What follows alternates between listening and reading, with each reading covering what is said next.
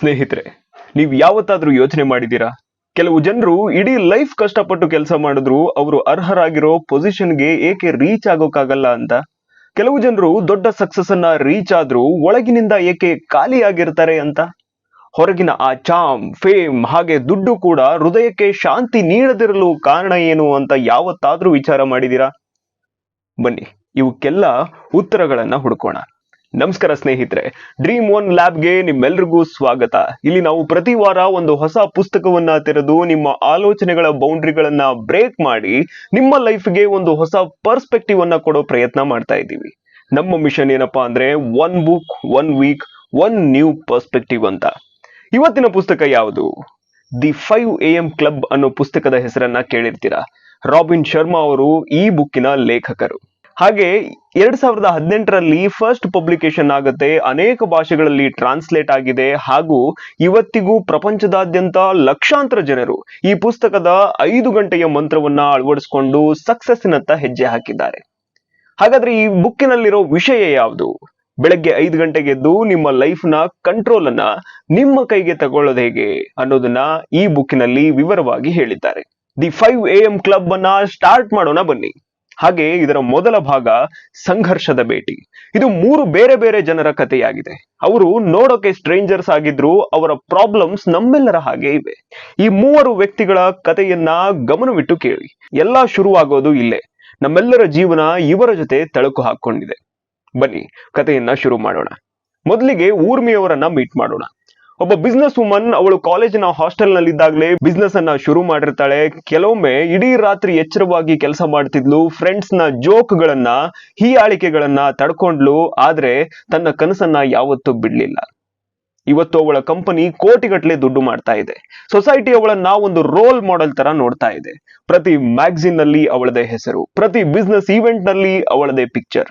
ಆದ್ರೆ ರಿಯಾಲಿಟಿ, ಒಳಗಿನಿಂದ ಊರ್ಮಿ ಕಂಪ್ಲೀಟ್ ಆಗಿ ಒಡೆದು ಹೋಗಿದ್ದಾಳೆ. ನಿದ್ರೆ ಬರೀ ಮೆಡಿಸಿನ್ ಗಳ ಸಹಾಯದಿಂದ ಬರ್ತಾ ಇದೆ. ರಿಲೇಶನ್ಶಿಪ್ ಗಳಲ್ಲಿ ಡಿಸ್ಟೆನ್ಸ್ ಜಾಸ್ತಿ ಆಗಿದೆ. ಹೃದಯ ಯಾವಾಗಲೂ ಖಾಲಿಯಾಗಿರುತ್ತೆ. ಅವಳು ಆಗಾಗ ಇದೇನಾ ಸಕ್ಸಸ್, ನಾನು ನನ್ನ ರಿಯಲ್ ಲೈಫ್ ಅನ್ನ ಕಳೆದುಕೊಂಡ್ಬಿಟ್ಟಿದೀನಾ, ಈ ಮ್ಯಾಡ್ ರೇಸ್ ಅಲ್ಲಿ ಓಡ್ತಾ ಓಡ್ತಾ ನನ್ನನ್ನೇ ನಾನು ಕಳೆದುಕೊಂಡ್ಬಿಟ್ಟಿದೀನಾ ಅಂತ ಯೋಚನೆ ಮಾಡ್ತಿರ್ತಾಳೆ. ಸ್ನೇಹಿತರೆ, ಇದು ಬರೀ ಊರ್ಮಿಯ ಕಥೆಯಲ್ಲ.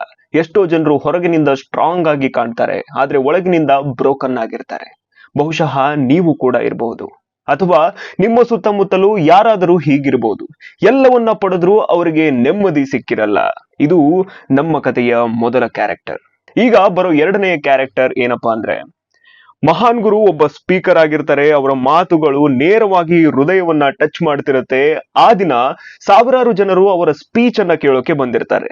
ಅವರು ಸ್ಟೇಜ್ ಮೇಲೆ ನಿಂತು ಈ ತರ ಹೇಳ್ತಿರ್ತಾರೆ, ಸ್ನೇಹಿತರೆ ಮರಿಬೇಡಿ, ಲೈಫ್ ಕೇವಲ ನಾರ್ಮಲ್ ಆಗಿ ಬದುಕೋಕೆ ಅಲ್ಲ. ಪ್ರತಿ ಮನುಷ್ಯನು ಇಲ್ಲಿ ಯಾವ್ದಾದ್ರು ದೊಡ್ಡ ಪರ್ಪಸ್ ಗೋಸ್ಕರ ಕಳಿಸಲ್ಪಟ್ಟಿರ್ತಾನೆ. ಆದ್ರೆ ಪ್ರಾಬ್ಲಮ್ ಏನಂದ್ರೆ, ನಾವು ಸೋಷಿಯಲ್ ಮೀಡಿಯಾ, ಮ್ಯಾಡ್ ರೇಸ್ ಹಾಗೆ ಭಯದಲ್ಲಿ ಸಿಕ್ಕಿ ಹಾಕಿಕೊಂಡಿದ್ದೀವಿ. ನಾವು ನಮ್ಮ ಮೇಲೆ ವರ್ಕ್ ಮಾಡದೇ ಇದ್ರೆ ಸಿಚುವೇಶನ್ಗಳು ನಮ್ಮನ್ನ ಹೇಗ್ ಆಡಿಸ್ತಾವೋ ಹಾಗೆ ನಾವು ಆಡ್ಬೇಕಾಗತ್ತೆ ಅಂತ ಸ್ಟೇಜ್ ಮೇಲೆ ನಿಂತ್ಕೊಂಡು ಹೇಳ್ತಿರ್ತಾನೆ. ಅವನ ಮಾತುಗಳು ಮಿಂಚಿನ ತರ ಇಳಿತಾ ಇರತ್ತೆ. ಜನರ ಕಣ್ಣುಗಳು ತುಂಬಿ ಚಪ್ಪಾಳೆಗಳು ಪ್ರತಿಧ್ವನಿಸ್ತಾ ಇರತ್ತೆ. ಹಾಗೂ ಊರ್ಮಿ, ಅವಳು ಸಹ ಅದೇ ಕಾರ್ಯಕ್ರಮದಲ್ಲಿ ಇದ್ಲು. ಅವಳ ಕಣ್ಣುಗಳಿಂದ ನೀರು ಬರ್ತಾ ಇತ್ತು. ಯಾಕಂದ್ರೆ ಈ ಮಾತುಗಳು ಅವಳೊಳಗಿನ ಸತ್ಯವನ್ನ ರಿವೀಲ್ ಮಾಡ್ತಾ ಇದ್ವು. ಹಾಗೆ ನಮ್ಮ ಈಗ ಮೂರನೆಯ ಕ್ಯಾರೆಕ್ಟರ್ನ ಪರಿಚಯ, ಕಲಾವಿದ, ಒಬ್ಬ ಪೇಂಟರ್. ಅವನ ಹತ್ತಿರ ಟ್ಯಾಲೆಂಟ್ ಇರತ್ತೆ, ಕನಸುಗಳಿರತ್ತೆ, ಆದ್ರೆ ಗುರುತಿರಲ್ಲ, ಅಂದ್ರೆ ರಿಕಗ್ನಿಷನ್ ಇರಲ್ಲ. ಹಗಲು ರಾತ್ರಿ ಅವನು ಪೇಂಟಿಂಗ್ ಮಾಡ್ತಾ ಇದ್ದ, ಆದ್ರೆ ಅವನ ಆರ್ಟ್ ಸೆಲ್ ಆಗ್ತಾ ಇರಲ್ಲ. ಜನರು ಅವನ ಕಷ್ಟಗಳನ್ನ ಅರ್ಥ ಮಾಡ್ಕೊಳ್ತಾ ಇರಲ್ಲ. ಪ್ರತಿ ಬಾರಿ ರಿಜೆಕ್ಟ್ ಆದಾಗ ಅವನು ಮತ್ತಷ್ಟು ಡಿಮೋಟಿವೇಟ್ ಆಗ್ತಾ ಇದ್ದ. ಅವನು ಸಹ ಆ ಕಾರ್ಯಕ್ರಮದಲ್ಲಿ ಇದ್ದ. ಅವನು ಯಾವಾಗ್ಲೂ ನನ್ನ ಆರ್ಟ್ ಯಾವಾಗ್ಲಾದ್ರೂ ಪ್ರಪಂಚವನ್ನ ಚೇಂಜ್ ಮಾಡುತ್ತಾ, ಅಥವಾ ನನ್ನ ಪರಿಸ್ಥಿತಿಯನ್ನ ಚೇಂಜ್ ಮಾಡುತ್ತಾ, ಅಥವಾ ನಾನು ಹೀಗೆ ಅನಾಮಿಕನಾಗಿ ಉಳಿದು ಬಿಡ್ತೀನಾ ಅಂತೆಲ್ಲ ಯೋಚನೆ ಮಾಡಿ ಮಾಡಿ ಸೊರಗಿ ಹೋಗಿದ್ದ. ಸ್ನೇಹಿತರೆ, ಇದು ಬರೀ ಕಲಾವಿದನ ಕಥೆಯಲ್ಲ.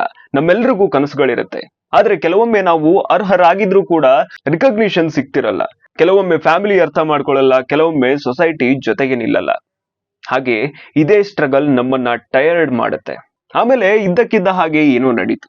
ಅದು 3 ಲೈಫ್ ಅನ್ನ ಚೇಂಜ್ ಮಾಡ್ತು. ಪೂರ್ತಿ ಎಕ್ಸೈಟ್ಮೆಂಟ್ ನಿಂದ ಮಾತಾಡ್ತಾ ಇದ್ದ ಮಹಾನ್ ಗುರು ಇದ್ದಕ್ಕಿದ್ದ ಹಾಗೆ ಸ್ಟೇಜ್ ಮೇಲೆ ಬಿದ್ದು ಬಿಡ್ತಾನೆ. ಜನಸಂದಣಿಯಲ್ಲಿ ಗೊಂದಲ ಸ್ಟಾರ್ಟ್ ಆಯ್ತು. ಜನರು ಓಡಾಡೋಕೆ ಶುರು ಮಾಡಿದ್ರು. ಊರ್ಮಿ ಹಾಗೂ ಕಲಾವಿದ ಸೈಲೆಂಟ್ ಆಗಿ ನಿಂತಿದ್ರು. ಆಗಲೇ ಒಬ್ಬ ಸ್ಟ್ರೇಂಜರ್ ಮುಂದೆ ಬರ್ತಾನೆ. ಹರಿದ ಬಟ್ಟೆಗಳು, ಡಿಸ್ಟರ್ಬ್ ಆಗಿರೋ ಗಡ್ಡ, ಹರಿದ ಕೂದಲು, ಜನರು ಅವನನ್ನ ಭಿಕ್ಷುಕ ಅಂತ ಅನ್ಕೊಂಡಿದ್ರು. ಆದ್ರೆ ಅವನ ಕಣ್ಣುಗಳಲ್ಲಿ ಒಂದು ವಿಚಿತ್ರ ಹೊಳಪು ಇತ್ತು.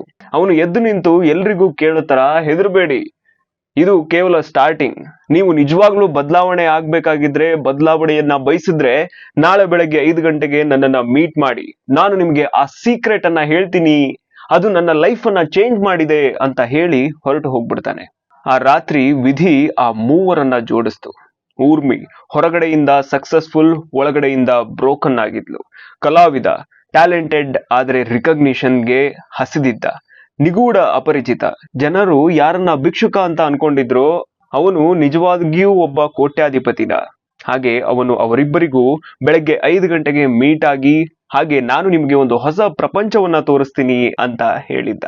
ಹಾಗಾದ್ರೆ ಮುಂದೆ ಏನಾಗತ್ತೆ? ಅವರಿಬ್ರು ಅವನ ಬಳಿ ಹೋಗ್ತಾರಾ? ಅವರ ಜೀವನ ಮತ್ತೆ ಚೇಂಜ್ ಆಗತ್ತಾ? ನಿಮಗೆ ಮುಂದೆ ಗೊತ್ತಾಗತ್ತೆ. ಸ್ನೇಹಿತರೆ, ಈ ಕತೆ ಕೇವಲ ಪಾತ್ರಗಳದ್ದಲ್ಲ, ಇದು ನಮ್ಮ ನಿಮ್ಮ ಒಳಗಿನಿಂದ ಖಾಲಿತನವನ್ನ ಫೀಲ್ ಮಾಡಿದ ಪ್ರತಿ ಮನುಷ್ಯನ ಕತೆ, ಫೀಲ್ ಮಾಡಿದ ಪ್ರತಿಯೊಬ್ಬನ ಕತೆ. ಈ ಕತೆ ಹೇಳೋ ಹಾಗೆ ಬದಲಾವಣೆಯ ಆರಂಭ ಯಾವಾಗಲೂ ಒಂದು ಚಿಕ್ಕ ಸ್ಟೆಪ್ ನಿಂದ ಆಗತ್ತೆ. ಹಾಗೆ ಆ ಮೊದಲ ಸ್ಟೆಪ್ ಬೆಳಗಿನ ಸಮಯ ಆಗಿರತ್ತೆ. ಸ್ನೇಹಿತರೆ, ಇದು ದಿ 5 AM ಕ್ಲಬ್ ಬುಕ್ಕಿನ ಮೊದಲ ಭಾಗ, ಸಂಘರ್ಷದ ಭೇಟಿ. ಮುಂದಿನ ಎಪಿಸೋಡ್ ನಲ್ಲಿ ನಾವು ಬದಲಾವಣೆಯ ಕಿಡಿಯನ್ನ ನೋಡ್ತೀವಿ. ಅಲ್ಲಿ ನಾವು ಬೆಳಗ್ಗೆ 5 ಗಂಟೆಯ ಟೈಮ್ ಏಕೆ ಅಷ್ಟು ಪ್ರೀಶಿಯಸ್, ಹಾಗೆ ಇದು ನಿಮ್ಮ ಲೈಫ್ ನ ಡೈರೆಕ್ಷನ್ ಅನ್ನ ಹೇಗೆ ಚೇಂಜ್ ಮಾಡಬಹುದು ಅಂತ ತಿಳ್ಕೊಳ್ತೀವಿ. ನಿಮಗೆ ಈ ಭಾಗ ಇಷ್ಟವಾಗಿದ್ರೆ ಡ್ರೀಮ್ ಒನ್ ಲ್ಯಾಬ್ಗೆ ಸಬ್ಸ್ಕ್ರೈಬ್ ಮಾಡಿ. ಹಾಗೆ ಕಮೆಂಟ್ ನಲ್ಲಿ ಬರೆಯಿರಿ, I am ready for the change ಅಂತ. ಮುಂದಿನ ವಿಡಿಯೋದಲ್ಲಿ ಮೀಟ್ ಆಗೋಣ. ಅಲ್ಲಿವರೆಗೂ stay tuned, have a good day. ನಾನು ಹೋಗ್ಬರ್ತೀನಿ. ನಮಸ್ಕಾರ.